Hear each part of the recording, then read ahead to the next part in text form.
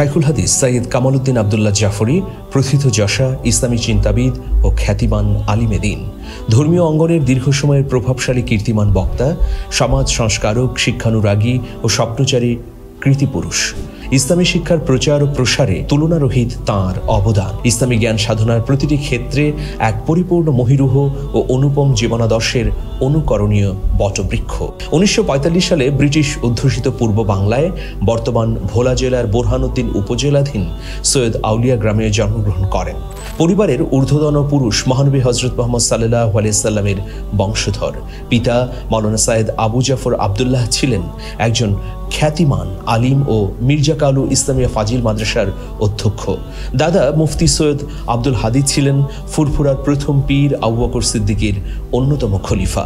কলকাতা আলিয়া মাদ্রাসার স্বর্ণ পদকপ্রাপ্ত গ্র্যাজুয়েট ও মির্জা কালু ইসলামিয়া ফাজিল মাদ্রাসার প্রতিষ্ঠাতা। আল্লামা জাফরির মাতা ফাতেমা খাতুন ছিলেন সৎ কর্মশীল বিদুষী এক মহিষী নারী। নানা মাওলানা মকবুল আহমদ মহাদেবপুরী ছিলেন খ্যাতনামা আলিম ও নামকরা সুফি। বাল্যকাল থেকেই আল্লামা জাফরি ছিলেন তুখোড় মেধাবী ও প্রতিভাবান ছাত্র।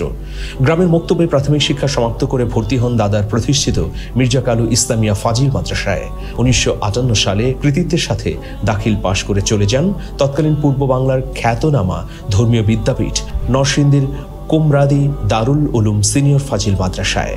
সেখানে 4 বছর অধ্যয়ন করে 1962 সালে আলিম এবং 1966 সালে ফাজিল কৃতিত্বের সাথে সম্পন্ন করেন। দুর্বাটি আলিয়া মাদ্রাসা থেকে 1973 সালে কামিল সম্পন্ন করেন। মক্কার উম্মুল কুরা বিশ্ববিদ্যালয় থেকে ডিস্টিংস সহ আরবি ভাষায় উচ্চতর ডিপ্লোমা ডিগ্রি লাভ করেন। মুহাদ্দিস হিসেবে কর্মজীবন শুরু করেন দুর্বাটি মদিনাতুল উলুম কামিল মাদ্রাসায়। নরসিংদীর সম্ভ্রান্ত গুণীজনের আমন্ত্রণে 1976 সালে আল্লামা জাফরি জামিয়া কাসিমিয়া কামিল মাদ্রাসা নরসিংদী প্রতিষ্ঠা করেন। অবসর প্রাপ্তির পূর্ব পর্যন্ত অধ্যক্ষ হিসেবে দায়িত্ব পালন করে বর্তমানে উক্ত মাদ্রাসার মহাপরিচালক। ইসলাম ও আধুনিক শিক্ষার সমন্বয় সাধন কল্পে 2006 সালে প্রতিষ্ঠা করেন বাংলাদেশ ইসলামী বিশ্ববিদ্যালয়। তিনি এই বিশ্ববিদ্যালয়ের বোর্ড অব ট্রাস্টিজের বর্তমান চেয়ারম্যান। বিশ্ব মুসলিমদের সংগঠন রাবেতা আল আলম আল ইসলামের সুপ্রিম কাউন্সিলের সদস্য তিনি।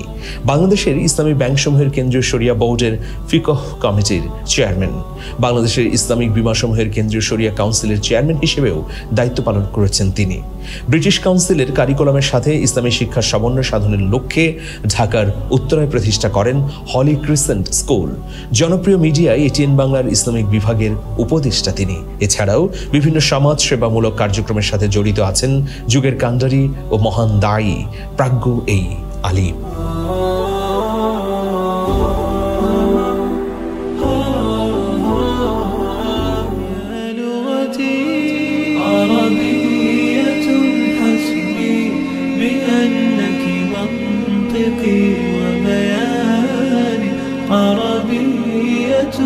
قلبي وروحي أحفي ولساني